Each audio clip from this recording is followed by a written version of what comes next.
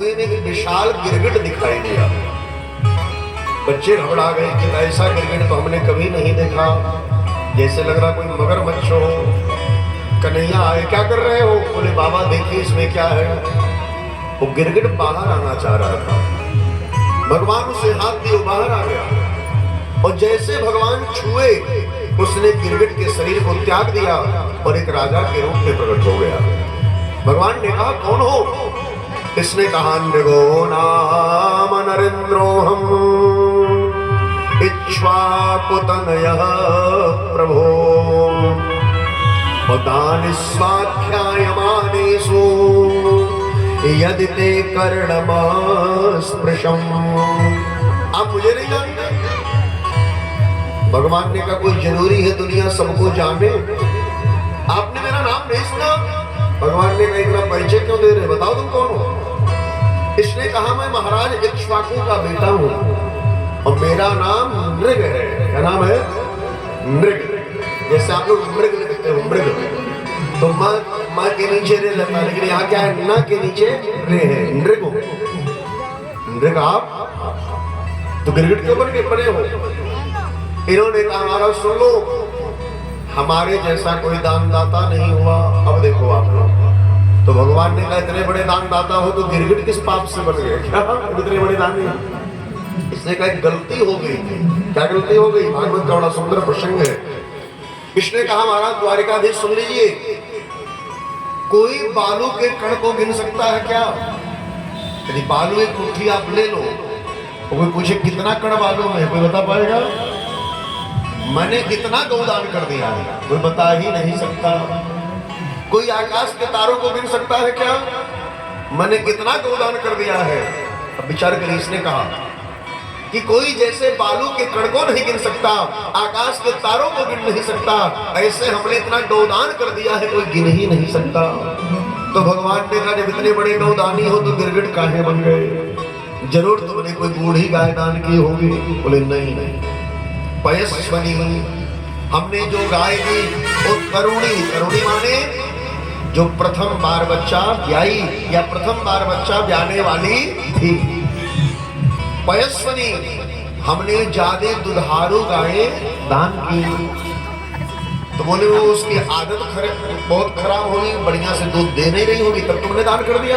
बोले नहीं नहीं, सील रूप गुणों बनना, वो बड़ी सील बहुत शुद्ध गाय हमने दान की, बहुत सुशील स्वभाव के। अच्छा, कपिला हेम श्रृंगी, हमने बढ़िया कपिला जैसी गाय दान की। और कैसे दान की? ऐसे नहीं, उसके खुर में चांदी बढ़ करके और सींग में सोना बढ़ करके हमने दान किया। तो भगवान ने कहा तो अपने मुख से अपना बखान कर रहे हो, तो गलती कहाँ कर दी जो तुम गिरगिट बन गए? इसने कहा गलती एक हो गई, मैं जब गौ का दान किया तो मेरे घर से पंडित जी गौ को लेके गए। ऐसा गौदान तो करना ही चाहिए, लेकिन यदि आप गौ नहीं दे पा रहे हैं प्रत्यक्ष में तो क्या दान करना चाहिए जानते हैं? कम से कम इतना रुपया गौदान में दीजिए जिसमें 3 पाव तामा मिल जाए। अभी ना सोचना पंडित जी अपने लिए कर रहे हैं, ये शास्त्रों का नियम है कि कम से कम 3 पाव तामा जितने को मिले गौदान में उतना मूल्य देना चाहिए। अब पता लगा 20 रुपया दे दो और 20 रुपया में पतंजलि गाय मूत्र नहीं मिल रहा तो गौदान क्या होगा बताओ? तो शास्त्रों ने कहा 3 पाव तामा जितने का हो उतना मूल्य ब्राह्मण को गौ के दान के रूप में देना चाहिए। और इस सब दान की बड़ी महिमा है।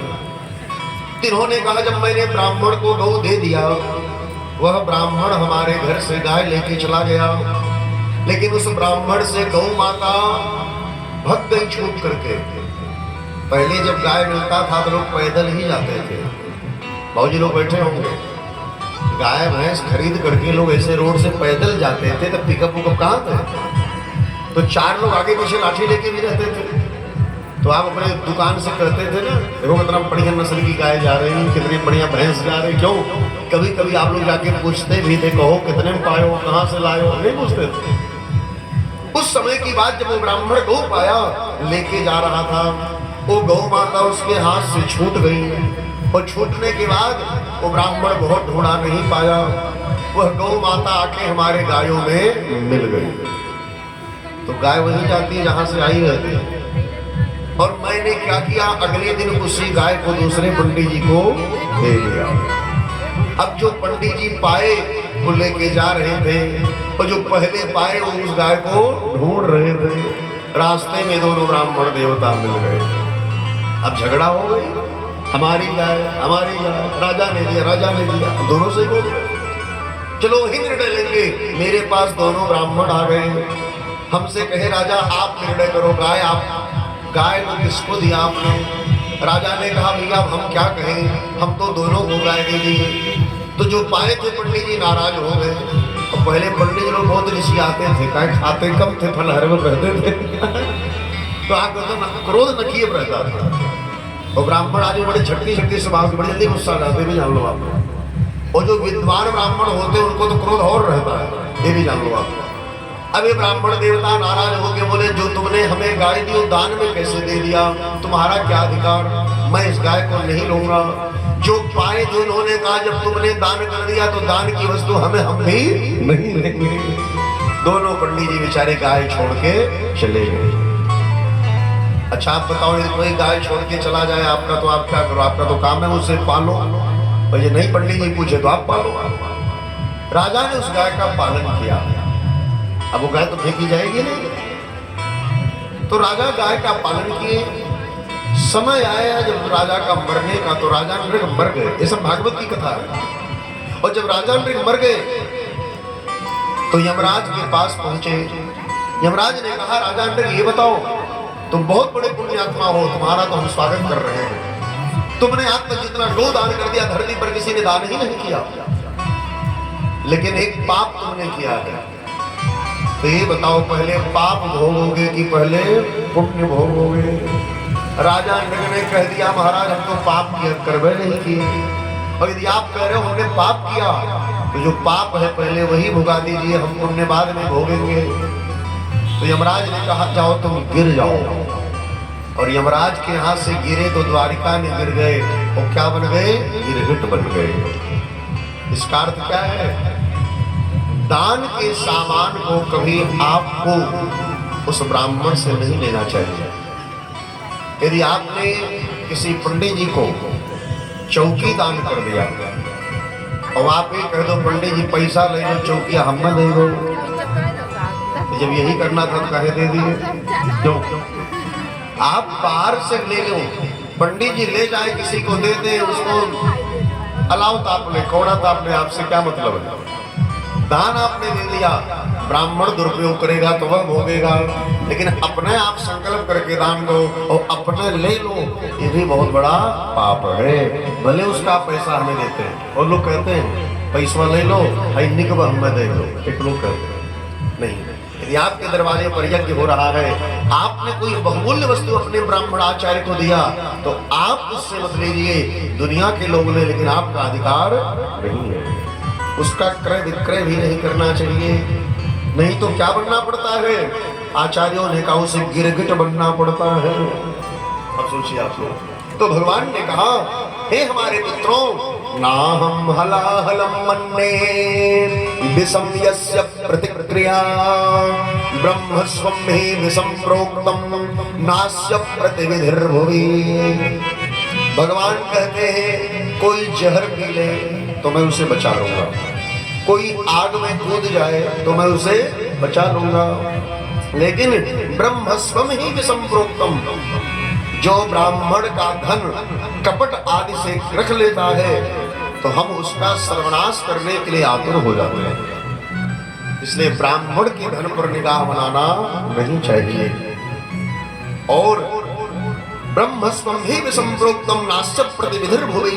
हे मेरे पुत्रों सुन लो, जो ब्राह्मण के अंश को रख लेता है, दान आदि के इस अंश को ब्राह्मण से बेईमानी कपट आदि करके रख लेता है बिना इच्छा से, तो वह हमारा शत्रु हो जाता है। और माताएं बहनें भैया बंधु, अब तो ब्राह्मण पैसा भी लेने लगे। पहले पंडित जी लोग पैसा भी नहीं लेते थे, तो पंडित आयाची कहलाते थे। क्या कहलाते थे? आयाची, माने मांगना नहीं है, जो हमें दे दो उसी में हम खुश हो गए।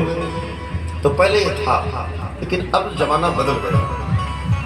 क्योंकि उसका भी लाभ बहुत लोगों ने उठा लिया, इसलिए व्यवस्थाएं बदल गई। आपको मैं घटना बता रहा हूं, शास्त्र की घटना में, इधर उधर की बातें नहीं बता रहा। मिथिला में एक ब्राह्मण थे, उनका नाम था पद्मनाभ करके, बड़े विद्वान ब्राह्मण थे। और वह ब्राह्मण बालकों को वेद पढ़ाते थे, बस एक काम पढ़ाते थे, और किसी की आप पूजा कराने नहीं जाते थे, न किसी का जप करते थे। और वो ब्राह्मण इनके घर को, ब्राह्मणों के बच्चे पढ़ते थे इनसे वेद शास्त्र, और वह बच्चे अपने घर से जो ला के दे वही ले लेते थे, मांगते भी नहीं थे, उसी से अपना जीवन जी रहे थे, कभी किसी से कुछ मांगा नहीं।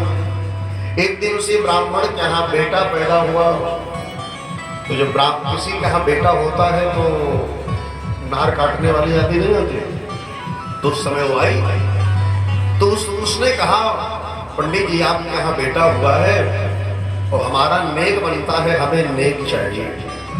पंडित जी ने कहा बहन बात तो तू ठीक करेंगे, लेकिन हम किसी से कुछ आज तक लिए नहीं, मेरे पास धन देने का भी नहीं है, लेकिन तू दुखी मत हो, कि बेटा जब कमाने लगेगा और पहली बार जो कमाएगा, चाहे 1 रुपया का कमाए चाहे 1000 कमाए, इसका पहला वेतन हम तुम्हें दे देंगे। उसने कहा ठीक है, याद रखिएगा। हाँ मैं याद रखूंगा। ऐसे भी सेवक होते थे, क्या संतोष करते थे। आज कोई संतोष करेगा क्या? कहेगा दही तो पहले तब हम घर छोड़ो, विचार करिए, कहीं उधार ला के दे दे। लेकिन उस नाल काटने वाली स्त्री ने कहा पंडित जी कोई बात नहीं, आप बोलिएगा मत। जब वो बेटा 4 साल का हुआ तो एक दिन मिथिला नरेश उस बेटा के सामने से गुजरे, और जब हाथी पर बैठ के जाने लगे तो उस राजा के पिलवान ने कहा ए बालक हट जा हाथी के सामने से, और नहीं हटेगा तो हाथी कहीं चढ़ न जाए तुम्हारे ऊपर। तो वही बच्चा जब 4 साल का था, इसने कहा सुनो पिलवान, ब्राह्मण सामने खड़ा हो तो ब्राह्मण को आदेश देना नहीं चाहिए, ब्राह्मण से निवेदन करना चाहिए, तुम्हें पता नहीं है। तो 4 साल का बालक ऐसा बोला तो राजा पालकी पर बैठा सुना, इतना बड़ा ये कॉन्फिडेंस से बात कर रहा। और आपको बतावें, वो राजा उतरा, बोला बेटा आपका परिचय तो बताया, हम बोला पंडित जी के बेटा है, और आपका पिलवान होगा हट जाओ। मैं ब्राह्मण किसी का आदेश नहीं मानता है, ब्राह्मण का आदेश तो दुनिया मानती है, ऐसे आप लोग राजा पिलवान हो। ये सोचा इतना बड़ा विद्वान ही छोटा सा पंडित। तो उस राजा ने, जनकपुर के राजा तो ऐसे विद्वान करते थे, तो राजा ने कहा पंडित जी बेटा तुम हमें एक ऐसा श्लोक सुनाओ जो लौकिक भी हो और वैदिक भी हो। इसने सुनाया कि महाराज जब आप चलते हो तो कुछ लोग अपने आंखों से आपके इसको देख नहीं पाते। कौन? बोले इंद्र महाराज। इंद्र के पास सहस्राक्ष 1000 आंखें हैं, लेकिन आप जब चलते हो तो हमारे जलन में आंखें बंद कर लेते हैं। अच्छा, और आपके चलने से 1000 फन वाला वह शेषनाग भी अपने फन को नीचा कर लेता, वो भी हिलने डुलने लगता है। अच्छा, आपके चलने मात्र से सूर्य भगवान ढक जाते हैं। कैसे? आपके रथ से इतनी तेज से धूल उड़ती है। ऐसा प्रशंसा किया, राजा बहुत प्रसन्न हुआ और राजा ले गया उस ब्राह्मण बालक को अपने यहाँ। बोले जो तुम्हें चाहिए बेटा ले लो। इस ब्राह्मण के 4 साल के बालक ने कहा जब बाप नहीं ले तो हम कहीं किसी से मांगे। इसने कहा हम लेने नहीं आने वाला। बोले नहीं आप ले लो, कुछ तो ले लो। तो 4.5 साल का बालक क्या ले? तो राजा ने क्या किया, उस ब्राह्मण बालक के सामने लाके असरफियों का ढेर लगा दिया। अच्छा, 4.5 साल का बेटा बेचारा असरफी कितना लेगा? पंडित जी होते तो कुछ कुर्तम रखो लेते। कोमल कोमल हाथ बेचारा ले ही नहीं पा रहा था। ऐसे हाथ लगाया, बड़ा दबाव हुआ, तब ऐसे हाथ लगाया तो भर नहीं पाया। तो राजा ने कहा बस बस बेटा छोड़ दो, तुम्हारा हाथ जहां तक गया है वहां तक हम असरफी तुम्हें दे रहे हैं। तो बोरे में भरवा दिया राजा ने और ब्राह्मण के घर पहुंचा दिया। ब्राह्मण ने कहा ये क्या है? तो जनकपुर के राजा के सेवक ने कहा महाराज आपके पुत्र के ज्ञान पर प्रसन्न होकर के आपके पुत्र को ये पारिश्रमिक इनाम मिला। राजा ने कहा वाह ये है क्या? बोले आप खोल के देख लीजिए। राजा ने कहा हम देखेंगे, तो पंडित जी ने कहा हम देखेंगे नहीं। तब तक पंडित जी को बात याद आ गई कि जब ये पैदा हुआ था इसकी नाल काटने वाली से मैंने कहा था इसकी पहली कमाई हम तुम्हें दे देंगे। बुलाए, नाल काटने वाली आई तो ब्राह्मण देवता ने कहा आपसे मैंने वचन दिया था इस बेटे की पहली कमाई आपको दे देंगे। इस बोरे में पता नहीं क्या है, हमें पता ही नहीं है और बेटा हमारा हमसे बता नहीं रहा है, इसलिए जो भी है कि तुम इसे ले जाओ। और जब वो अपने घर आई वो बोरा खोली तो क्या देखी, अनगिनत असरफियां, आवाज रह गई। इसने कहा इतना तो मेरी औकात इसे बचाने की ही नहीं है। ये लेके ब्राह्मण के पास आई, बोले पंडित जी आपने हमें क्या दे दिया, हम उसे बचा भी नहीं पाएंगे, इतना मुंह है। अरे कुछ उसमें से 10-5 दे दिए होते। ब्राह्मण ने कहा मैंने वचन दिया था कि पहली कमाई सारा मैं आपको दे दूंगा, तो अब आपका ही मेरा नहीं है। तो राजा के पास निर्णय गया, उसी राजा के पास। ब्राह्मण ने कहा हम नहीं लेंगे महाराज, हमने वचन दिया इसको सारी कमाई देने का पहली, और ये हमें झूठा बना देगी। और तब उसमें से राजा ने कहा दासी जो तुम्हें चाहिए ले लो, बाकी छोड़ दो। वो लेके चली गई। पंडित ने कहा हमें भी नहीं चाहिए। बाप को बतावे जनकपुर में एक सबके कल्याण के लिए वेद विद्यालय उसी पैसे से बनवा दिया राजा। वहां ब्राह्मण के बालक पढ़ने लगे।